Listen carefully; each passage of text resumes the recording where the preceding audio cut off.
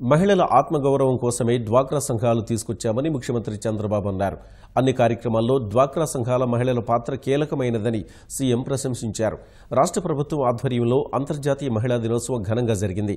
జ్యోతి ప్రజ్వలన చేసి వేడుకలను ప్రారంభించిన సీఎం ప్రపంచవ్యాప్తంగా ఉన్న మహిళలందరికీ అంతర్జాతీయ మహిళా దినోత్సవ శుభాకాంక్షలు తెలిపారు.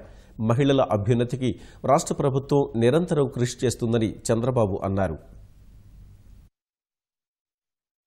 ఈ డ్వాక్రా సంఘాలు పేదవాళ్ళు, చదువుకోలేదు, పర్వాలేదు, వీళ్ళ ద్వారా పేదరిక నిర్మూలన చేయాలని, ఆ కుటుంబాన్ని పైకి తేవాలని చెప్పి నేను ముందుకు పోయాను.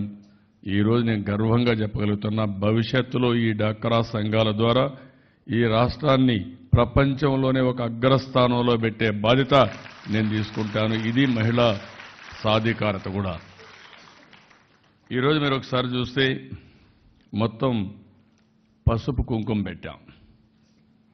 నేను కొత్తగా ఈ కార్యక్రమానికి, ఎందుకంటే ఈ పసుపు కుంకుమ ద్వారా ఫ్రీగా 10,000 ఒక్కొక్క మెంబర్కి ఇచ్చాం. ఆ 10,000 రూపాయలు వాళ్ళకు ఒక ఆర్థిక స్వాలంబన వస్తుంది. దేనికి ఖర్చు పెట్టాలో కూడా నేను చెప్పడం లేదు.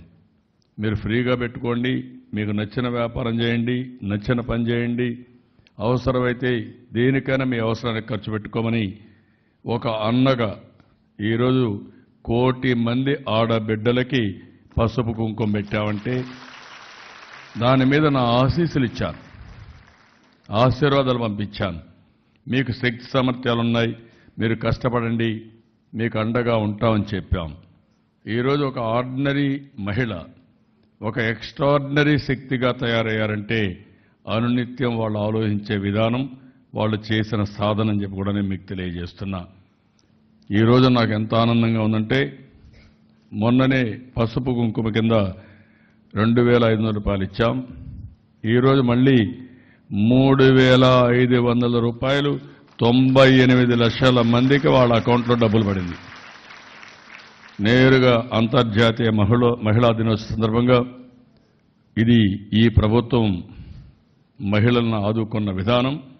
నేను ఎగ్జాక్ట్గా ఈ రోజే ఇవ్వాలనుకుని ముందుగానే చెక్కులన్నీ డిస్ట్రిబ్యూట్ చేశాం. ఇది ఆన్గోయింగ్ స్కీమ్ కింద అందరి అకౌంట్లకి డబ్బులు వెళ్లే పరిస్థితి వచ్చింది.